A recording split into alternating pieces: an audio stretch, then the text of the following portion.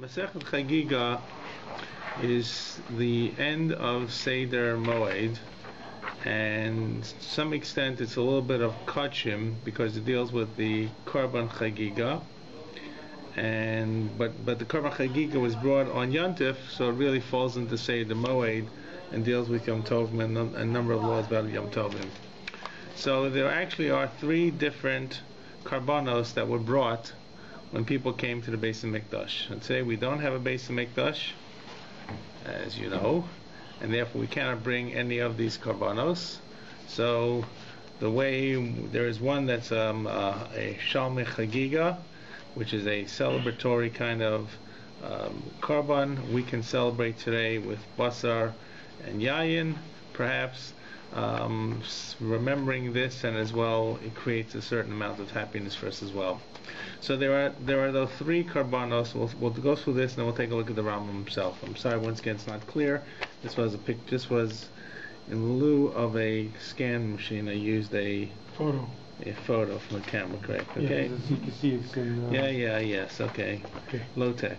So there are three pilgrimage festivals, Sholosh Regalim. And we'll see, by the way, the Gemara will talk about Regalim and Pa'amim. Sometimes the Torah uses Shalosh Regalim Bashana, sometimes the Shalosh Pa'amim. Pa'amim means not just time, but it also may refer to walking or foot as well. So the first Karban that has to be brought is what's called an Olas Riyah. So there's an obligation to appear in the Beis HaMikdash, which means V'lo Yera'u Fanai Rekam, not to come empty. And right, you can't be seen before Hashem, Rekam, empty. Ezekiel can read that? Yeah. Rekam meaning you can't come without anything? Rek. Yes. Empty means empty. Right. Don't come personally empty. Well, it means nobody's bringing something. I don't mean to be empty. In other words, don't come empty-handed. Don't come empty-handed. Don't be seen empty-handed. By the way, it doesn't say lo yavo rekam, but lo yero. So you can buy stuff there. So you will see that this has implications about a person who may be blind, may be excluded from this because he can't be seen because he can't see. Okay. There's a connection between one to the other. So at any rate, and you have the psukim come up again in Shmos and again in Dvarim, and it's a similar pasuk. Shosh Shana, first one was Lo Yeru Panei Rekam, Shosh Shana Yera Kol Zchuchas B'nei Hashem, and then it says Shosh Shana Yera Kol Zchuchas B'nei Hashem L'kecha B'makom Hashem Char, which was this last week's parsha. Last week's parsha, or was this week's parsha? B'makom Hashem Char b'Chag, this week's parsha. B'Chag Matzos, Chag Sukkos, V'Shavuos, Chag Sukkos, V'lo Yeres B'nei Hashem Rekam. Okay, so you can't come empty, and therefore you must bring something with you, what's called Olas Riyah, and it is sometimes called Riyah in the Gemara. So when it talks about Riyah, it doesn't mean just being appeared, it means coming with the Olas Riyah. This was one of the first sacrifice that a pilgrim brought. This was an expensive proposition. It's more expensive than shul dues, which was burnt completely, and the pilgrim got nothing from it. So, I must admit I never focused enough. So this implies, because we're talking about 3 times a year, right? Every single man, let's say, had to come and bring a thing which would be totally burned up. And had to be at least a sheep or a lamb. That's right. Like you say, that's a very expensive proposition. Chagigah, the Zabin Abba bit Trezuz, it was 2 I don't know if Trezuz didn't sell. Maybe it was expensive. It's wholesale. But that's only once a year. Okay, so actually the Gemara will talk about what is the minimum cost for this. The next thing, besides the Olas Riyah, there was a Shlomim, which was brought in honor of the Yom Tov. This was called a Shalmei Chagigah. Once again, I'm sorry, it's hard to read. A peace offering, a celebration, are just called the Chagigah. And this is where the name Masechet Chagigah comes from. It's the fats, the emurim, certain fats and organs were burnt on the altar, and the meat was eaten by the owner, his family, and guests, which with the certain parts of the chazeh, the chest, and the right thigh were given to the kohanim. Okay, but most of the animal was eaten by the pilgrims, and that's a feed your family. Yeah, these are not really communal offerings like we talk about. They're personal offerings. No, I'm saying there are things that the community brings that they want to bring for it all. Am Yisrael, these are all individual people now. Right. What we forget is that the Beis Hamikdash was a very large slaughterhouse. Yeah, I don't know, right? Okay. But I'm just saying. I think, I don't know if I mentioned this, I when I was at the Temple Institute this past January, and they took me around, and I asked them that question. I said, how are you going to deal with all the modern sensibilities about being exposed to this kind of situation? Because if you've ever been to a slaughterhouse, it's really not a pleasant place to be. No. So their response was fascinating. They said, we don't necessarily believe that it needs to be outdoors today. We don't necessarily need to believe that all the programs need to be present.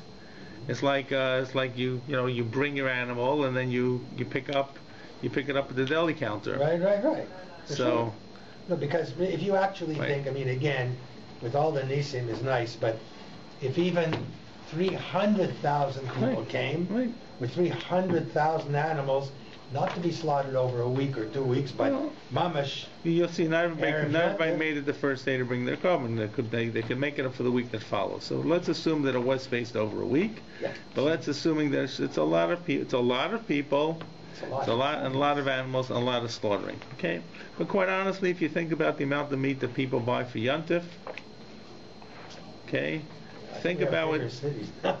Even in Toronto, they're not a few hundred, only a few 100,000 Jews, right? Well, so together, and they don't get the whole. This implies again that the whole animal, unless it turns out that you could share this. You bring a sheep or goat. Sheep or goat. You don't have to bring a cow. I know, I understand, but even try to have your whole family eat a sheep or but how many people are we talking about? Whole family, bring your whole family. But how many numbers of people? We're talking about however many. Hundreds of thousands. There are hundreds of thousands, and that's why the Mishnah says in Pirkei Avos that among the miracles that occurred in Yerushalayim was no one ever said, Tsar li al-Makom, it was too squeezed for me. No one ever couldn't find a place to say, because if you can just imagine how many people actually came to Yerushalayim. Right? Now, once again, it's probably not everybody came, but sizable numbers of people came, and sizable numbers of people came from outside of Israel. Of course, the Second Temple, you have communities in Egypt, you have communities in Babylonia. People are schlepping great distances. If you schlepp once, you know what? So the Havdil, if you think about the Muslims, the Hajj, and you see the picture of this big mass of humanity, and they all going around and around, right? But they get killed. A lot of them get killed every year. Every year somebody gets killed. Well, they don't have any nisim. So the miracle was nobody got killed. That's right. The miracle was nobody got killed. The miracle was no one fainted from the smell. The miracle was the smoke went up. Otherwise, it would have been chaotic. If you think about the smoke just sitting over the city. But aside of the fact, how big is the altar to put on 100,000 animals? That's a separate issue. But going back, like in Pesach, that takes time. But Pesach, it's so clear. It says if you can't eat the whole thing, you can bring the Pesach with a few other families and people. Correct. But so I'm saying, does this apply here? It says he's bringing his family. It says right here. No, I don't mean it's immediate family. The meat is owned. Neighbor, yes. This and that. The meat is eaten by the owner's family and guests with the chest. Okay, good. So not everybody had to bring one. Correct. So they've been part of one. Correct. Right? And by the way, the Korban Pesach, what we have in the Mishnayos that refers to the actual bringing of the Korban Pesach, they slaughtered it in 3 groups. Right. There were 3 sessions. Yeah, but 3 families could buy together. Correct, but I'm just saying, just in terms of the process going on. This was all outdoors, but once again, as I said, if you think about today with modern ventilation and modern cooling and modern climate control, it does not all have to be outside. People did not have to be standing like they're standing in a slaughterhouse. It could be like you don't see what's going on in the back of Sobeys when they're ripping apart the animal. You just go to the deli counter or to the meat counter. Yeah. Okay, now where does it come from? The obligation of Chagigah is inverted from the Torah's use of the word chagag or chag in connection with the festival, where it says shalosh regalim tachogli bashana. You will celebrate. You will, right? What is a chag? So chag refers to korban chagigah. Okay. Now these 2 korbanos, the olas riyah and the shalmei chagigah, should be offered on the first day of the yontif. But if one failed to do so, you can compensate for that failure by bringing them any day through the festival. Okay. So you had a whole week to make them up. So it seems reasonable that not everybody got in the first day. Now, those are the 2 that are spoken about mostly. Then we have a third one called Shalmei Simcha. So we have Olas Riyah, we have Shalmei Chagigah, and Shalmei Simcha is like an additional celebratory happy korban. The Torah states v'samach b'chagecha. Who brought these? Who says you don't have to bring it? Who brought Obviously, they're Shalom expounding. It means that korban didn't say anything. This was a way to. This was in case you didn't have enough meat for the rest of Yantif, so you brought a Shalmi Simcha that would so that we'd be able to make up enough meat for the Yantif. But it's yours. Remember, the only one, the first korban, the Ola Sriya, is being burnt up completely. The next two, Shalmi Simcha, Shalmi Chagigah, and Shalmi Simcha, you're eating. From here it's derived that we must rejoice in each day of the festivals of Pesach, Shavuos, and Sukkot. The requirement of rejoicing is fulfilled by eating the meat of sacrifices, Shlomim, until one is sacrificed. So one is satisfied. One must therefore bring shlomim for the purpose of eating their meat on the festival. These are known as shalmi simcha, peace offerings of joy. Turn the page over.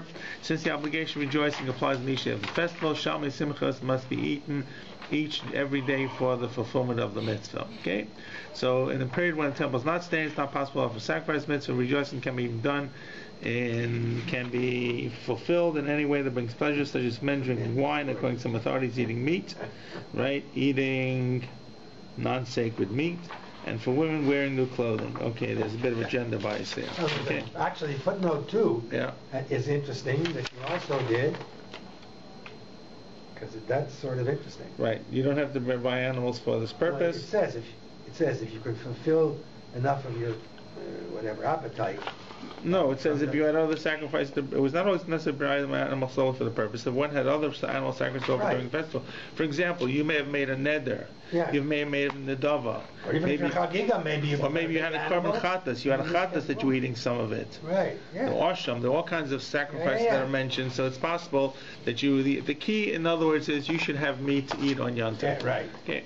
Which, by the way, just as an aside. Because we don't have these sacrifices and we eat meat in its place, so the hardest part about being a vegetarian, halachically, is Yom Tov. Okay? I'm not going to say you can't be a vegetarian, but in terms of the challenges that are there. All right. I have a similar kind of thing. We'll just take a quick look in the Rambam. This is the first parak of the Rambam Hilchos Chagigah. Okay. Not necessarily the print is the biggest, but clear. I'm sorry, but clearer. Okay, clearer and so forth. Okay.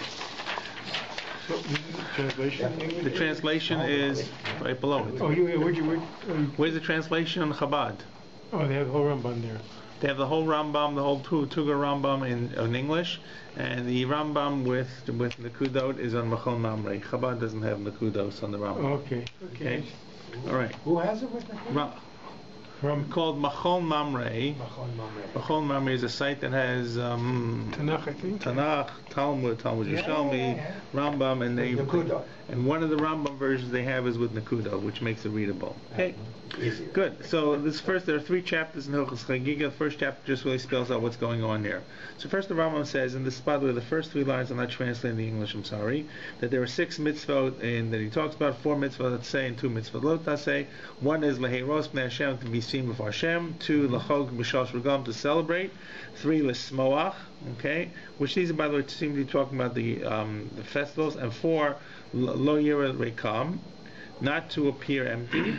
And then 5 and 6, 5 is not to make sure that you don't leave the Levi on his own. And then on number 6 is the mitzvah of Hakel on the Chag HaSukkot. What's the Levi? You have to give him from what he deserves. Okay? Well, you give everybody. Because it says in relation to the Yom Tov, it says Pen Dazovat Alevi Kol Yimechol Ad Masechet. It refers to the different Chagim. So it becomes a specific Lo Taseh, not to forget about the Levi on the Chagim besides all the other times and everybody else. Okay, so there are 3. Let's just go through quickly some halachas here. There are 3 mitzvot, says the Rambam in Halacha Aleph, that Jewish people were commanded on 3 regalim. 1 is Re'iyah. It says Yera Kol Zechorcha. The next is Chagigah. What's Re'iyah? So he's going to explain one after the other. First he says there's Re'iyah, there's Chagigah, and there's Simcha. So basically he's going to now tell us that these are the korbanos, the Olas Riyah, the Shalmei Chagigah, and the Shalmei Simcha. Okay? But he wants you to know where that comes from. It comes from Yera Kol Zchurcha, comes Tachog L'Hashem L'Kecha, and B'Samachta B'Chagecha. Okay? So, but obviously the Tachog is already an extrapolation, right? You could say, well, just celebrate, but the Chazal are saying that means you have to bring a korban actually to celebrate. Correct, but now he explains to you. First he outlines to say there are three things: Yera'eh, Tachog, and V'Samachta. What does that mean? It's not just simply amorphously Simcha and being appearing. So he writes in Halacha Bet. I'm sorry, this actually, in the Hebrew it's Halacha Bet, in the English it's still Halacha Aleph. Right. That Riyah Hamor V'Torah U'Sheiroeh Pranav Ba'azar B'Yom Tov Rishon Shalcha Yishbi, the first day of Yontiv. V'Yavimo Korban Ola Beimin Of Beimin Abehema. Okay, so you can actually bring a bird. Okay, according to the Rambam, bringing a bird is like easier than bringing a whole animal. Absolutely. Okay, Umi Shabbat Bazar B'Yom Rishon Lo Hevi Ola Lo Dash Lo Asa Mitzvah Lasei Lo Avar Mitzvot Lotas. Not only did you transgress and miss out a positive commandment, if you didn't bring anything with you, you did a negative commandment. Shnema Lo Yeru Panai Reikam. All right, and you don't get malchus for this. Great. Okay. Next is about the Chagigah. HaChagigah, once again, this is still, in the English, still Halacha 1, in the Hebrew it's Gimel. HaChagigah Homer Bator, Shiakriv Shlomim B'Yom HaRishon Shel Chag, K'shiyavo Lehiraos. You have to bring a Shlomim. V'haya Devar Yador Shein Shlomim B'Yom El Min HaBehema. This has to come from an animal. So the Ola, which you don't get to eat, you can bring a fowl. And by the way, the birds we're talking about are very small birds. We're doves. We're doves. I mean, whatever you want to talk about the chicken's been bred and inbred and further bred, that there's something to eat. I'm not sure there's that much to eat on a turtle dove or a dove. Like a pigeon outside, even smaller. Correct. Right. Yeah. And it's an Ola anyways. Right? And it's all, I'm saying, so it was an investment, but whatever it is. It's a small investment. Smaller, okay? But the Shlomim had to be a behema, and then he just says that this mitzvahs of Riyah and Chagigah are only for men, not for women. I'm not sure why. Hasimcha, actually the Mishnah will tell us for that. Hasimcha mor bargalim, the third one is a simcha shakriv shlomim yoser al shalmei Chagigah. So besides the shalmei Chagigah, you have to bring more shlomim. Ve'elohein an nikwam shalmei simcha. Shenemar, why it says v'zavach l'shlomim v'yachal l'shalmei samach l'fnei Hashem l'kecha. Okay, so you have to bring sacrifice shlomim, eat them. So you have to have meat to eat. And how much does this animal have to be? So Mishnah, this is halacha beis in the English, and it's halacha heis, the parentheses beis in the Hebrew. Hariyah v'chagigah, these are the olas re'iyah and the Chagigah. Ein lashim and atorah shnemer ish k'matnas yado k'verkaz Hashem l'kech shanaslach. Whatever you want to give, k'matnas yado, whatever you want to give is a gift. Avol midivrei sofrim shelo yehei korban olas re'iyah pachos mishava ma kesef. So that the olas riyah, which we said could be a bird, can't be less than one silver coin, and v'shlo shalmei chagigah pachas mishava shtei kesef, and the shalmei chagigah, which is an animal, can't be less than 2 kesef. Now, for us, it sounds kind of a little fantastic that a bird is going to be half the value of an animal. I don't know how to reconcile that, except to say that these were certain minimal shurim. This could have been either a minimal bird, and it could have been a scrawny kind of animal, right? Chagigah. The zav and ava bit trei zuze. How much did you pay for a little goat? 2 zuze. Okay. And the picture always looks like a little baby goat, right? So, umitzvah lahavi kfi ashro shnema ish matnas yada. Matnas yada means you give what you want to give, but also if you can afford it, you should give more. And so therefore, we have a minimum share according to the Chachamim, 1 kesef for the olas riyah, 2 kesef for shalmei chagigah, v'shalmei simcha lo notnu Chachamim share. Okay? Now, the next halacha simply says that you had 2 ways to designate this. Either you had an animal to bring to shlayim, or a bird, or you had silver coins to bring. If you did not have either of these, either an animal or a bird or silver coins, you could not bring the value of that in other material items. Let's say you had, I don't know, a barrel of wine. Let's say you had, I don't know, a box of cucumbers. So you say, I'll go to Yerushalayim and I'll sell my cucumbers and get silver coins, and with that, then I'll go buy the animal. Can't do that. So the Rambam says you can't do that. Why? Because they were afraid that maybe you won't be able to sell your item. But there's a madhouse of a flea market going on, that you're coming in with this rare heirloom that you want to sell. What happens? You have no buyers. It's Erev Yontif. Or, says the Rambam in the end of the halacha, maybe the money has impurities.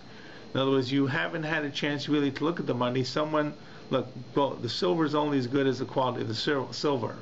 What if someone kind of cheated you? Right? Chiseled it off. Or Sigim actually means impurities.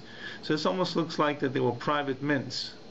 Right? And therefore the person didn't mint it with a high quality of silver, they put in all kinds of, lead or whatever it is. So therefore you're not buying, you may end up buying an animal that is worth than the value that you thought it was worth.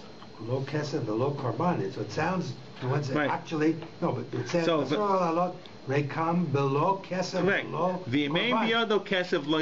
If you don't have money, silver, you shouldn't bring its worth. Even if you have the worth equal to many gold coins in assets, in bartered items. Right. You can't go to Yerushalayim without either silver money or carbon or the animal. So either the animal or the money. Right. So the Rambam quotes, I don't know, the source must be the one of the Gemaras here, that this was a gzeira that you may not be able to sell the item, or because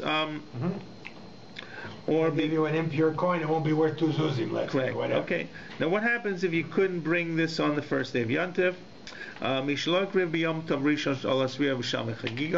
the Al Sriya Shama Chagigah first day of Yontif, you couldn't get in, or you got late. You bring it the rest of the days of Yontif. Shnemar Shivas Yomim Tachol Lashem. You have to bring them all for a carbon Chagigah. They're all coming for a carbon Chagigah, and they're all the makeup of the first day. Now this looks like a very innocuous statement of the Rambam. The Rambam is actually saying something that the Gemara will talk about. We'll see it on Beis and Aleph and Beis, that if I can't bring the first day, is it like I should bring it the first day? If I can't bring it the first day, I bring it the second day, or I should bring it the first. If I can't bring it the first day, the second day makes up for the first day. It sounds like I'm saying double talk. So say it again. Right. That's right. In other words, I can bring it the whole. I should bring it the first day. Right. But really, if I didn't bring it the first day, I can bring it the whole week. Right. That's choice A. Right. Choice B is I can bring it the first day. If I didn't bring it the first day, I can make up my not bringing the first day, but bringing the second day, the third day, the fourth day, fifth day, sixth day, seventh day. The difference would be possibly, what if I was not in a state that I could bring it on the first day? What if, let's say, whatever. No, more than Tomei. What if I was, let's say, what if I wasn't bar mitzvah? Okay. What if I'm a cotton? Well, actually, it's not true. That's not a good example. What if I was, what if I'm a shota? What if I'm completely insane on the first day? Right. Well, actually, not insane. Not drunk. I'm a sugar. Right. And then miraculously, they give me meds and I'm cured on the second day. So can I make up on the second day for the first day? On the first day I was really potter. Right. So I'm just saying the Rambam seems to say that it's all a make up of the first day. Okay. The mitzvah is of course to bring it the first day. If you couldn't bring it the first day, bring it the second day. Okay, it's despicable if you don't bring it on if you couldn't bring it on the first day and you have to bring it on the second day, but you still bring it. And he quotes a pasuk in Tzfanya. If the Yontif passed by and you couldn't and you did make it up, it's gone. You can't never make it up. Pasuk Gohela says it's that which is crooked can't be made straight. Okay. Let's just do one more halacha. Actually, we'll do ches, then we'll do the last one. So the next thing says, you have the whole week to make it up. If you didn't do the first day Sukkos Chogig Kol Regel, Yom Tov Achron Shmini, V'Yafa Shmini Tashlumi Rishon Hu. So on Sukkos you even have the 8th day. So you can still bring it the 8th day. And this is the key. Chagigah called Shiva. You have the whole week after Shavuos to make it up. You can make it up the week after Shavuos, even though Shavuos is how many one days? Only one day. So there's a tradition we have that Shavuos is like, we had it somewhere. The Shavuos is like Pesach. Pesach, you have the whole week, because the whole week is Pesach. So Shavuos is the whole week. And this, by the way, we have the remnant of this, we have the ember of this, in that we don't say Tachlon the week after Shavuos, because they were still bringing Karbanos. And they probably still were bringing Karbanos because there was a backlog. Okay, so that's just about Shabbos. The last three lines from the Hebrew. If you had a lot of eaters, you had a lot of people with you, and you were a very poor person, so you want to maximize the bang for your buck, so to speak. So So what should you do? You should invest in bringing a lot of Shalmei Chagigah, right? Put your money there, and minimize on the Olas Riyah, because why? Because Olas Riyah, you're not going to see anything from it. It's going to be burnt up completely. You've got to feed your family. You don't have a lot of assets. Put it into the Shalmei Chagigah. The other hand, if you had small people, small family, small guests with you, and a lot of possessions, maybe Olas Riyah Merubos or Shalmei Chagigah Muatos. Okay? So then you could burn them up a lot and only get small amount of Shalmei Chagigah. What if you had poor, minimal assets, and you had a small party? So if you have poor assets and a small amount of people, it should be 1 kesef for the Ola and 2 kesef for the Shalmei Chagigah. Zev is Meruba if you have a lot of assets and you have a lot of people. This is the pasuk that's taken from the Karbanos for Chagim, the blessing of Hashem, which is given to you, should maximize giving a lot of Olas Riyah and a lot of Shalmei Chagigah. You can give more than one, by the way. Okay, that's our introduction so far. Okay, how we doing? Good? Oh. Ready? Okay. Lot to cover. Lot to cover. There actually is some of the beginning has a lot of drash.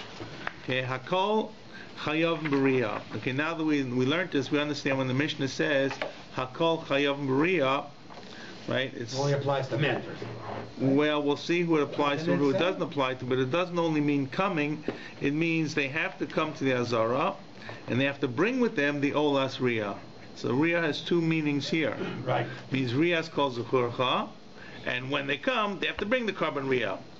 Who are the exceptions? Chutz, Micheresh, Shotev, Katan, the three that go together. Cheresh is what?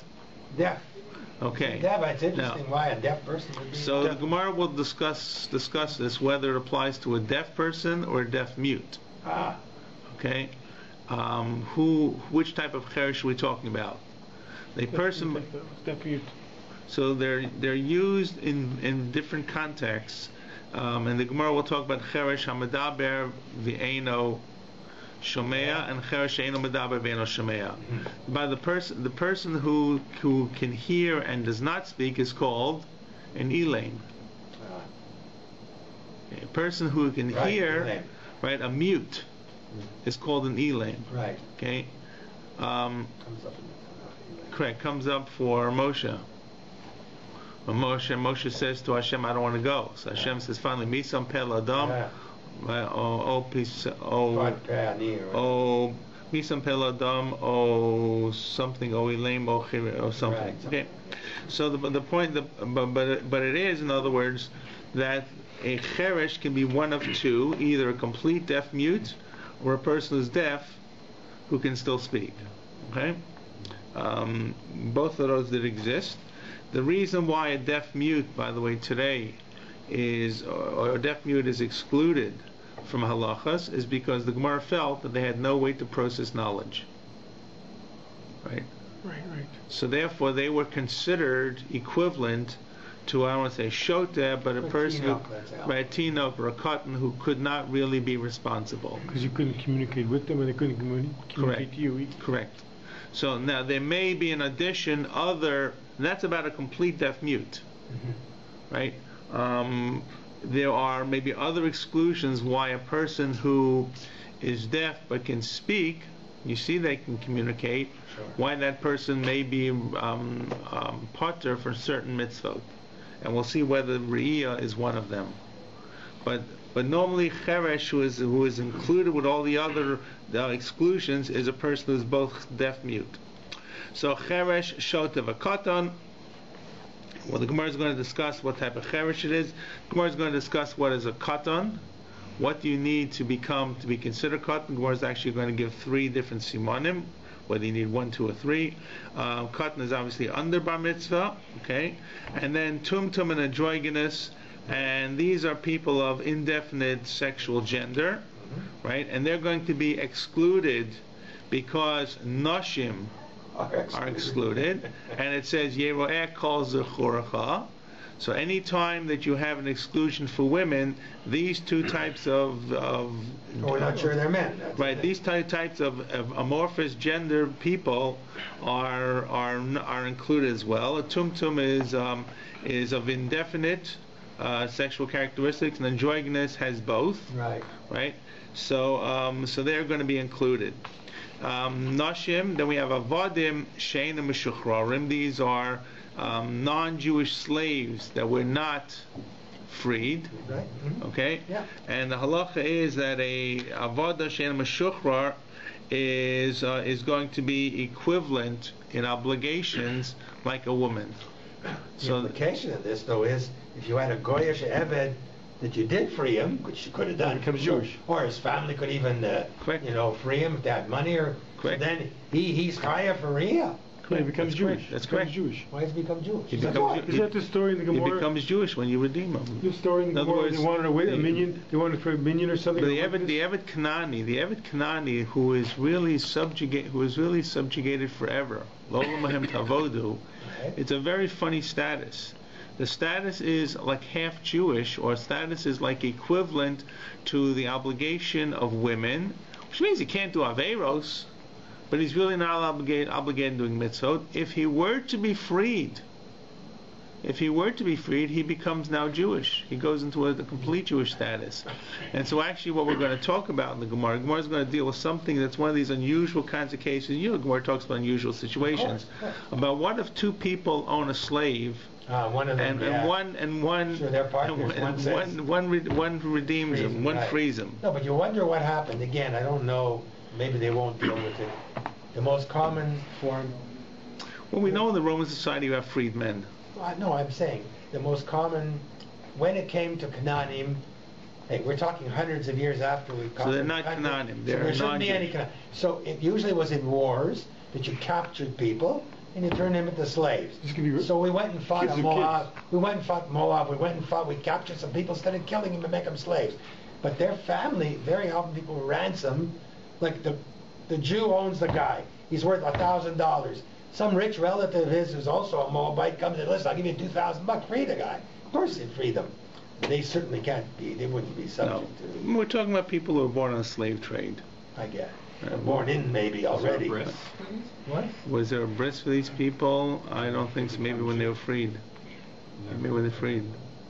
I think so. I mean, the most of them just look for property, right? For us, this is a very unusual concept. We normally think of the Torah as being progressive. Well, it was progressive. And it was progressive because the society did believe in slaves. All societies believe in slaves. Until 150 years ago. What are we talking about? What are you talking about? Go to China.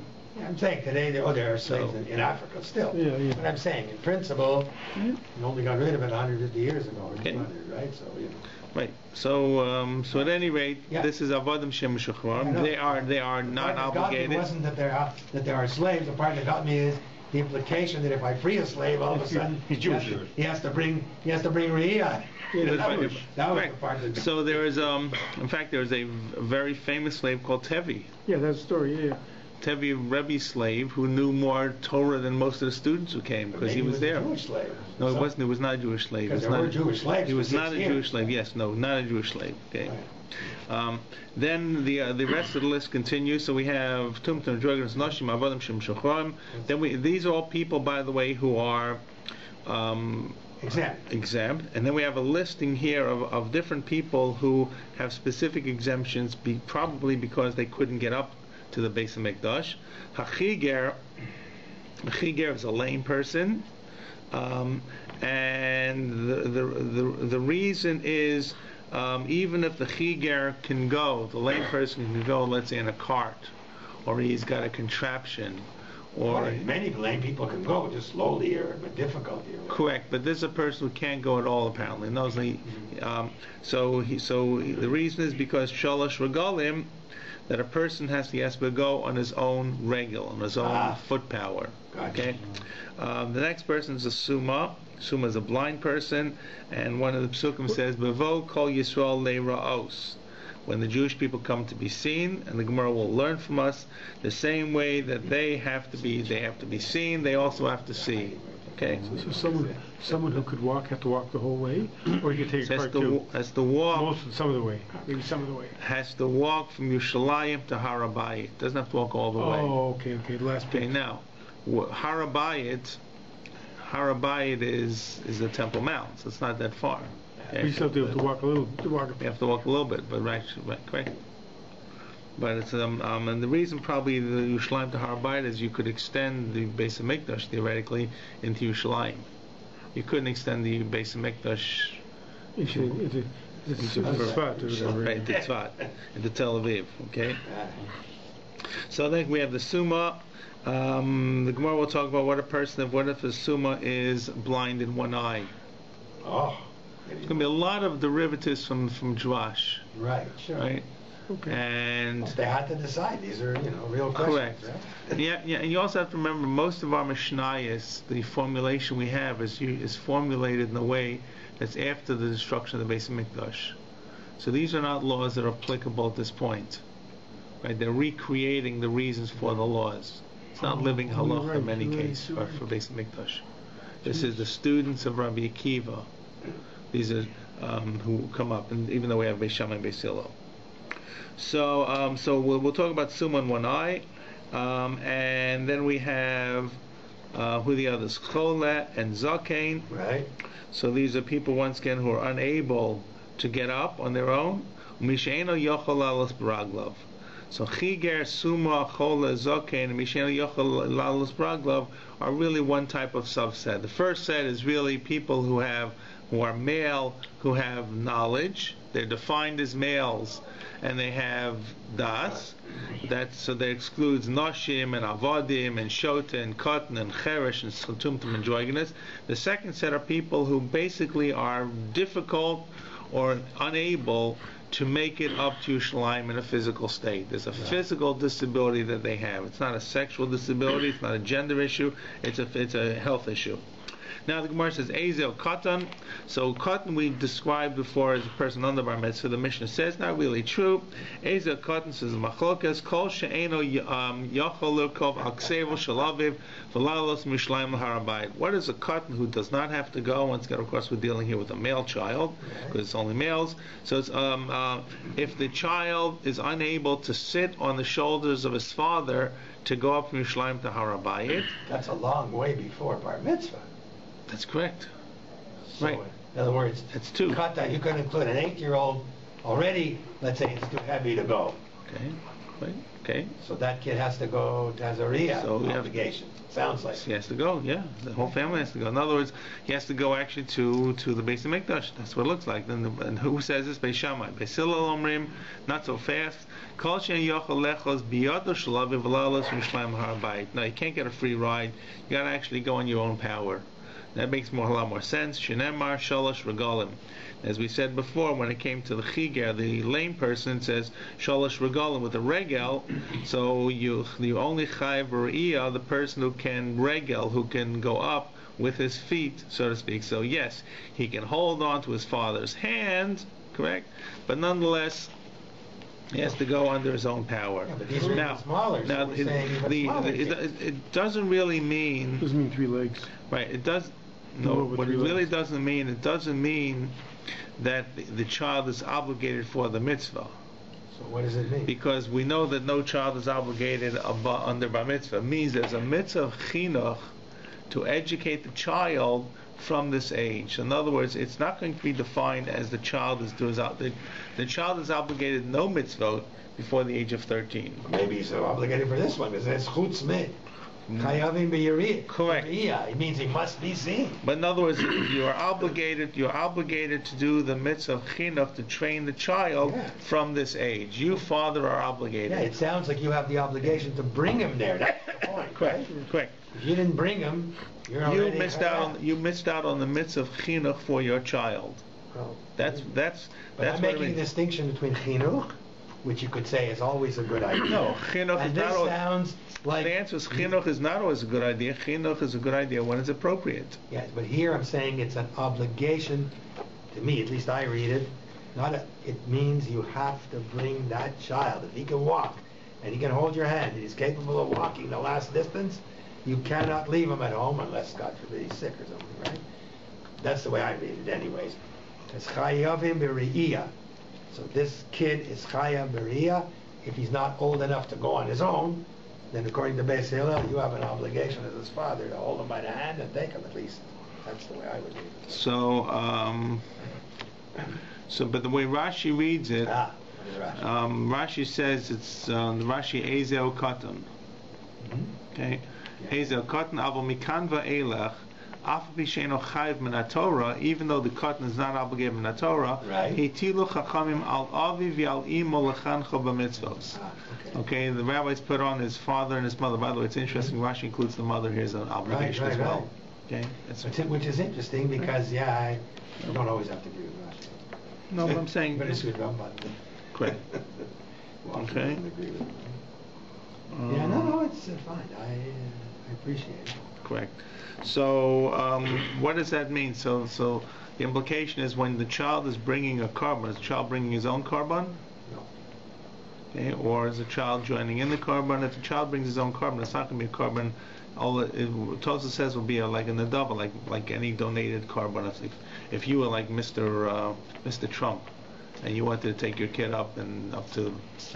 Is there a suggestion from what you just said that you could? People think the child himself is obligated? He's not obligated, but if the child brings a korban, it would be considered like an adava, like he's making a donation. Okay. You can always donate korbanos. Right, sure. Okay. But the suggestion is that maybe he should be. Well, a child can make an adult, the father would have to give it to him. So the child, correct. Because The the father would might have money. The father would make the nadav on behalf of the child. Yeah, because the son can't below 13. Right. He can't do any. I know, but he has a trust fund from his grandfather, Maybe. which is the child's money, right? Right. No, but he's not. No, the father's doing it from the kid's money. All I'm saying. All right. Oh, maybe. The father is, yeah. Last part of the Mishnah on this we had seen already in Rambam. How much is the minimal amount for the korban? Beit Shammai omrim horeiyah shtei kesef v'chagigah ma. So Beit Shammai, who we don't pass on usually, says the olat riyah has to be 2 silver coins. A ma'a kesef, or shtei kesef, are 2 moles of kesef. A ma'a is 1/6 of a dinar. So how does how does a ma compare to a kesef? Or just ma shtei kesef means 2 ma'ot. Oh, 2 ma'ot. Okay. And a chagigah is only 1, right? So he has it the other way around. That which you eat is going to be less than that which you burn up. Right. Right? Which makes a whole lot of sense because the Shama Chagigah, you had to give. Correct. Yeah, the Chagigah. You have to burn some. Kohanim got some. People got some. Therefore, you want to make sure it has a lot. And enough for you as well. What's the svara? What's the logic for Beit Shammai that says the larger sum should go for the olas riyah? So I'm just thinking, a dinar is a gold. I don't know. A dinar is a gold. There are different dinars. There are dinar zahav and dinrei kesef. Oh, there are. Okay. Dinars it's a very confusing. Yeah, because I was learning shoftim, and when they collected all the nose rings or something, it was like 138 coins, and the art scroll puts in dinar. And So the dinar, by the way, the days of the Mishnah is not the dinar that it refers to in the Tanakh. Yeah. Okay. So they said gold, but it's like the dollar. It just changes in value. Okay. No, I just thought. I didn't realize it was different. Okay, thank you. So, and the problem with the money, it's not a decimal system. No. You have to figure it's like in 6 and 12 and 40. Right. Hey, the 12 system is an important system. The British kept it in inches and feet. Right? But Rabbi, sorry. So the bottom line is, once again, because you have two. There's a machlokas Beit Shammai and Beit Hillel. Either one is 2 kesef and one is 1 kesef. According to Beit Shammai, the re'iyah, olas re'iyah, which is burnt up, is 2 kesef. The chagigah, which you eat as well as give to the kohen and burn some, is 1 kesef. Right. Beit Hillel has it the other way around. Right. So logically, Beit Hillel seems to be more logical, because that which you're going to eat and give to the kohen and burn a little bit should be more value, so you'll get some of it. The logic of Beit Shammai, which is inverted, is that if you're going to give it to Hashem, Hashem is more important than you, so you want to give Hashem the greater and more value type of carbon. Absolutely. Okay. You can So, see that, right? So, but we the Paskin like Beit Hillel at any rate. Okay. That's because we want more for ourselves. Oh, because it's more logical. Okay. So let's start the Gemara. Okay. So this is a Mishnah, and you'll see the Gemara is very specific about drashos and about trying to understand the specifics why certain things are included or excluded or included. And it goes back to certain psukim. So it says Hakol Chayav B'Riya. Now, whenever the Mishnah says the word Hakol, everyone, the word everything or everyone is an inclusion. Absolutely. Because we could have simply just said, right, I don't know, Anashim Chayav B'Riya. Right? Or Chayav Mi Chayav B'Riya, Mi Lo Chayav B'Riya, Chor Chereshot V'Kot. The fact we say everybody is going to include something that you may not have understood is being included. So every time you say Hakol or Zeh HaKlal, the Gemara will always say there's something that's obliquely mentioned that's additional that you may not have included. So the Gemara is going to give us 2 answers. Hakol lasuyamai. What is the word Hakol? Everyone is included to bring a carbon riyah. What does it include? Lasuye, and here we come to this half eved. Mishechetzio eved v'chetzio ben chorim. That a person who's half eved and half ben chorim, he too is included. Who is excluded? Only the complete eved. Right. But if a person is owned by 2 partners and one partner frees him, that person would have to bring a carbon, like an olas re'iyah. Now, how could that be, by the way? What is being half a carbon? What does that mean? He has to bring the whole thing. It says everybody's obligated. Right. He says Hakol includes this half free evidence. Sounds like he has to bring it. So what is he bring? A whole carbon and half a carbon? Half carbon.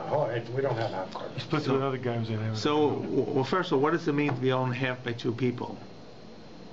Well, yeah, like you just said, 2 partners can own a... So what does that mean? So my right hand works for one partner, my left hand works for the other partner?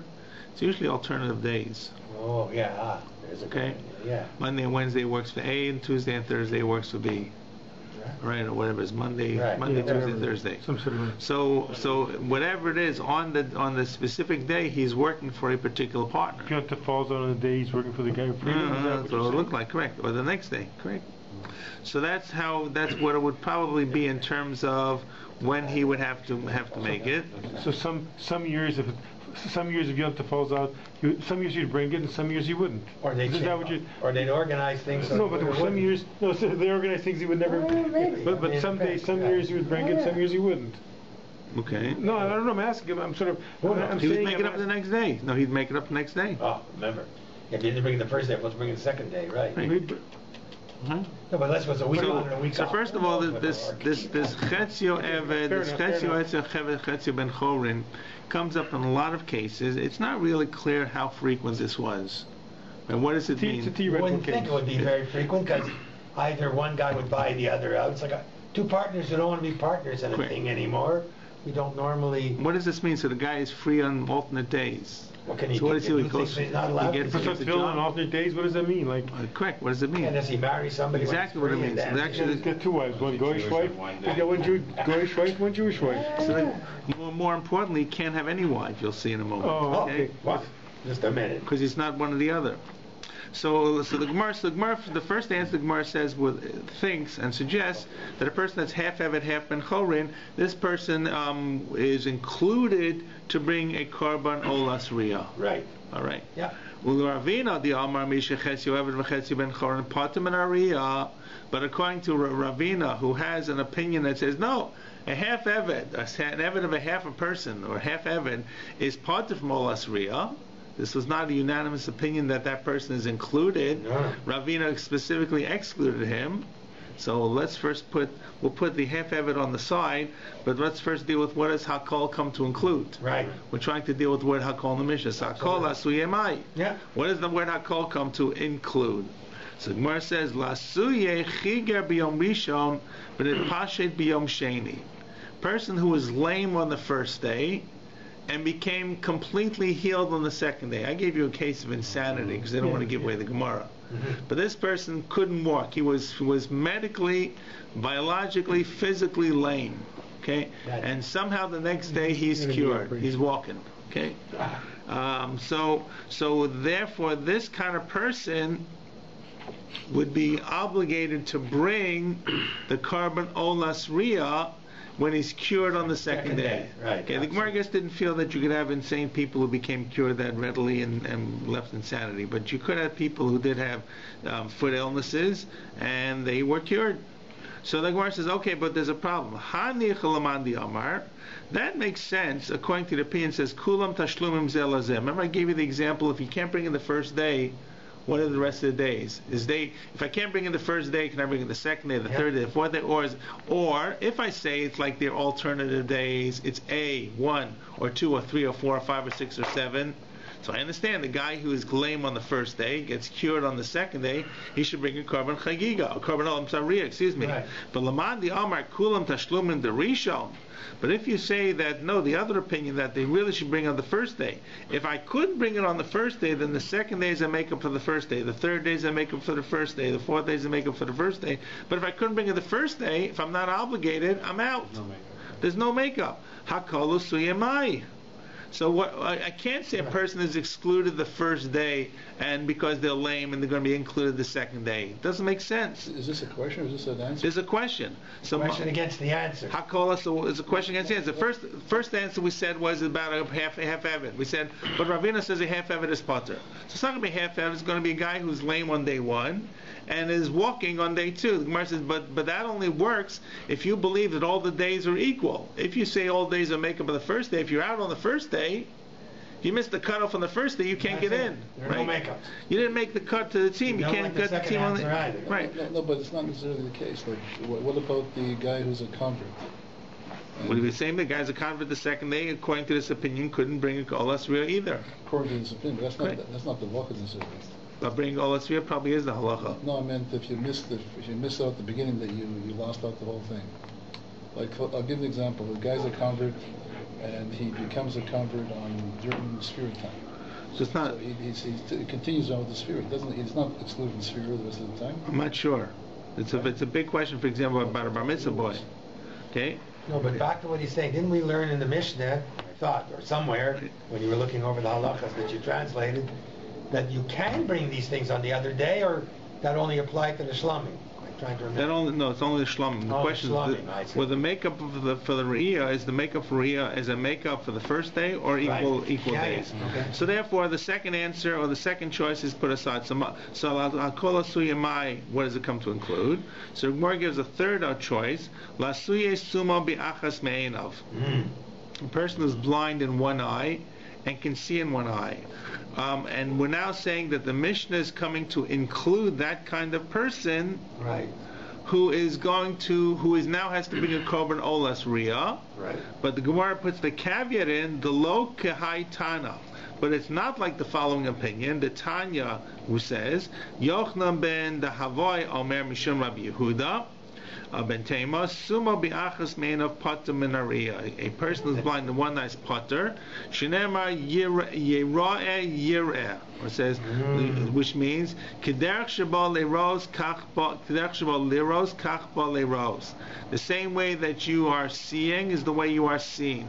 Ma leros b'shteinav af leros b'shteinav. The same way, I guess it's God. Right, the same way The way people even see it the normally. God sees you completely and you're not hidden. God does not have two eyes, but He's complete vision. The same way that God sees you, you have to be seen by God. So we have 3 answers so far, none of which are perfect. Right? Answer number 1 is Chetzio Evet, Chetzio Ben Chorin. We said, but that only applies according to, it does not apply according to Ravina, who says Chetzio Evet, Chetzio Ben Chorin is pater. For Riyah. The second answer is about Chagigah on the first day becomes walking on the second day, but that only works if all the days are equal makeups, not if they all follow the first day. And the third answer is a person who's blind in one eye and seeing in one eye, and that does not follow. Rabbi Yehuda says a person blind in one eye is pater from bringing carbon Riyah. So now the Gemara gives one more answer, which it goes back to the original answer that we gave. What was the original answer we gave? The original answer we gave was about Chetzi Evet. So the Gemara says, Iboy Seima. The fourth answer is, we'll go back to answer number one, the Olam Kiramri Me Kara. Like the first answer, which was Chetzi Evet, Chetzi Ben Chorin. The Kashla Chod Ravina, and you said Ravina doesn't follow that. Right. So Lo Kasha Kan B'Mishnah Rishona Kan B'Mishnah Achrona. So you'll see that there's a change in what we do with this guy. I have to, let's see. Maybe we should read it. Maybe I'll explain to you. So the Mishnah Rishona is our Mishnah. Mishnah and he Rishona, says there's another Mishnah coming up somewhere. Is that it? That's what he means. The Mishnah Rishona is like Ravina's of following that opinion of what it is. Mishnah Achrona means as follows. I'll explain it quickly before we read inside. That a person who is half free and half slave, what would he do physically? So he works one day, right, and he's free one day. Works one day, free one day. 1 week and 1 week. Whatever. Right, whatever it is. So we understand how the owner, the guy one person freed him, he was benevolent. The other guy who's not benevolent, he's getting his money's worth. Nothing changed. Absolutely. But what about this guy himself? So who can he marry? So the answer, when he's an Eved, he can marry a Shivcha Kananis. He can marry a non-Jewish woman. Right? A non-Jewish slave, you can give a non-Jewish woman. When he's Jewish, he marries a Jewish woman. But if he's not this, he's not that. And actually, halachically, he can't marry anyone. So he can't be mated with a non-Jewish woman. He can't be mated with a Jewish woman. So the Gemara says that's intolerable as a moral ethic for populating the world. The whole value of creating humanity is to make sure that there are future generations. So the Gemara says this kind of person, if one master redeems half of him, then he's got to be let out for the other half. Now, and you force the master. Who's going to free him? So you actually, the Gemara says, we'll read in a moment, the Gemara says what you do is you actually force the master to free him. The freed slave, though, has to contract and sign an obligation as a laborer, what? To pay back. He now has an obligation to pay back the value of what he was. Half value. Right, he's got to come up with some kind of pay plan, some kind of repayment plan. So in other words, you've got to work to make it fair for the value of the person as a human being. Right. You got to make it fair for the value of the slave owner for getting his value. Absolutely. But we force the second owner to let him free, but we force the slave to sign the contract. Sounds reasonable. So when that happens, here's what it means. So how does this answer our Gemara? Now he's free. So a half slave will always be obligated because you have to make him free. So Akola Suyamais was saying you can't say there's going to be a half slave according to Ravina, because Ravina is talking about a theoretical contract. Once they decided that a half slave is going to be free, the half slave is going to be free. It's going to be treated like any other Jew, and therefore so that's going to be the answer. We're including that if there's a half slave, what do you have to do? You have to free him and make him bring the carbon olas riyah. That's how the Gemara tries to give an answer. It's not that straight an answer, because it's not really a half slave. It's saying we make the half slave into full free, right? And that person will then have to bring the carbon. We're saying the first answer is a good answer in the sense that the hakol is made to include a half and half guy. Because the half and half guy is not going to become a half and half guy forever. Will remain half and half. Right. So Gemara says the Iboy saying, well, let's just finish this up. It's about 6-8 lines, but it all comes together. The Iboy saying, "Olam Kiramri Mekar," or the Kashla Chad Ravina. And what you ask Ravina, it says you can half slave does not bring a carbon rila. Lo Kasha Kamishon Rishona Kamishachvona. That's not. Misha Chetzi Eved Chetzi Ben Chorin Ovenis Rabbi Yomecha Vesatma Yomecha. The first opinion was if you half slave, you work for one day and you're free for one day. You work for yourself. Divrei Beis Hillel. Amalem Beis Shammai. Beis Shammai said to Beis Hillel, one of the few cases where Beis Shammai gets their digs in. Tikantem es rabo v'esatzmo lo tikantem. You've made the owner. You worked it out for the owner. He gets his day, his alternate day. But what about the owner, the slave himself? Lisa shivcha yachal. He can't marry a shivcha Canaanis because he's half free. But Chorin, he can't marry a free Jewish woman in a yachal because he's half slave. Libatel, and to say he can't engage in procreation, can't prove about lo nivra olam el peria v'rivya. The world was only created for creating people. Shenema lo to bra l'sheves yitzar. It doesn't quote, by the way, the pasuk of Puravu. Quotes a pasuk from Yeshayahu, which says the world was not created for confusion. L'shevet yitzar, the world was created to be inhabited. Because maybe it's not chayav in Puravu actually as a halachic construct. It's more of a moral construct. Shevet Yitzhara, meaning... The pasuk in Yeshaya says, Lo to bra, God did not make the world for tohu, for nothingness. Lo shevet yitzara, God made the world, yotzara to olam, lo shevet, for people to live there. So people should always be making people to make more people living there. The world, the obligation of people is to inhabit the world.